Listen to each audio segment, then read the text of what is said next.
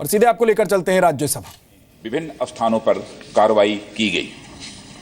लखनऊ में काकोरी थाना अंतर्गत हाजी कॉलोनी स्थित एक मकान में कानपुर निवासी मोहम्मद सैफुल्ला उर्फ अली के किराए पर रहने की सूचना प्राप्त हुई।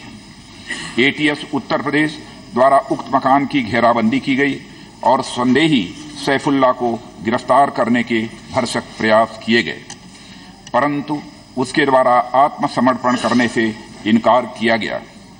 वह एटीएस टीम पर फायरिंग की गई।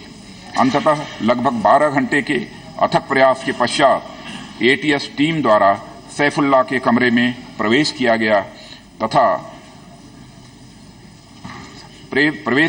तथा आमने सामने हुई मुठभेड़ में इस संदिग्ध आतंकी को मार गिराया गया।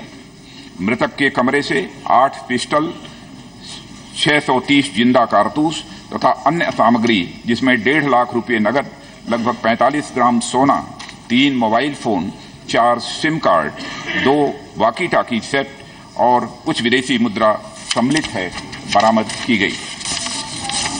घटना के संबंध में थाना एटीएस लखनऊ में अपराध संख्या 2/2017 धारा 307/121A, 122, 123, 124A IPC 342527 arms act और 16, 18, 23 UAPA के अंतर्गत पंजीकृत किया गया है।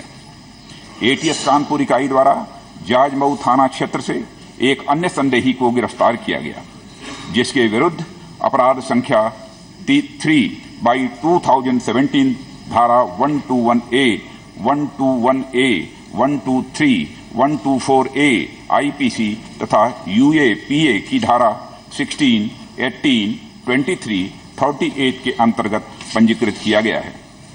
उपरोक्त के अतिरिक्त एटीएस उत्तर प्रदेश द्वारा 2 अन्य अभियुक्तों, जिनमें से एक इटावा व एक औरैया से है, को भी उपरोक्त संदिग्ध आतंकवादियों को हथियार सप्लाई करने के आरोप में गिरफ्तार किया गया है। इस प्रकार अब तक कुल 6 गिरफ्तारियां इस पूरे घटनाक्रम में हुई हैं। उपरोक्त संपूर्ण घटनाक्रम राज्य पुलिस और केंद्रीय एजेंसियों के बीच समन्वय का एक उत्तम उदाहरण है। दोनों राज्यों की पुलिस द्वारा त्वरित कार्रवाई करते हुए देश की सुरक्षा पर उत्पन्न संभावित खतरे को टालने में सफलता प्राप्त की गई है। इस पूरे प्रकरण की जांच एनआईए से कराई जाएगी। और अध्यक्ष महोदया, यहाँ पर मैं इस बात का भी उल्लेख करना आवश्यक समझता हूँ कि जब उत्तर प्रदेश पुलिस सैफुल्ला जो मारा गया है उसके पिता से मिले और उन्होंने उसकी लाश को हैंडओवर करने की बात कही, तो जो स्टेटमेंट दिया है उसके सैफुल्ला के पिता मोहम्मद सरताज ने कि जो देश का न हुआ वो मेरा कैसे हो सकता है, उसने कोई सही काम तो किया नहीं है, मुझे उसका मरा हुआ मुंह तक नहीं देखना है। और आगे कहा है, मैंने पूरी जिंदगी मेहनत की और परिवार को पाला है, लेकिन सैफुल्ला ने मुझे शर्मिंदा कर दिया। हर किसी के लिए देश पहले है, यह सैफुल्ला के पिता सरताज कहते हैं, जबकि सैफुल्ला देश का नहीं हो सका, इसलिए वह मेरा भी नहीं हो सकता है।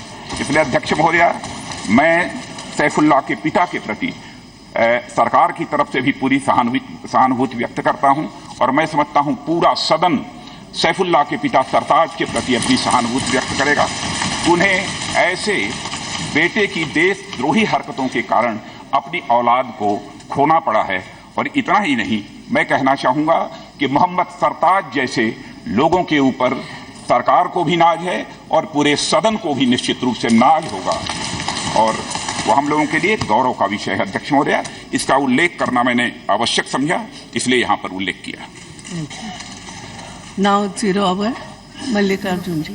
तो गृहमंत्री राजनाथ सिंह को आप सुन रहे थे, सदन में वो लखनऊ एनकाउंटर को लेकर पूरा ब्यौरा पेश कर रहे थे। वो बता रहे थे कि किस तरीके से आतंकी को ढेर किया गया। पहले उसे पकड़ने की कोशिश की गई, उसके बाद जब उसने फायरिंग शुरू की तो उसे ढेर कर दिया गया। हालांकि इस पूरे मामले में पुलिस की भी पीठ थपथपाई है गृहमंत्री राजनाथ सिंह ने। इसके अलावा सैफुल्लाह के फादर ने क्योंकि शव लेने से इनकार कर दिया अपने बेटे का, ये कहते हुए कि उसने देशद्रोह का काम किया है, इसलिए वो मेरा बेटा नहीं हो सकता, इसको सुपुर्दे खाक मैं नहीं करूंगा। इसकी भी तारीफ राजनाथ सिंह ने की है।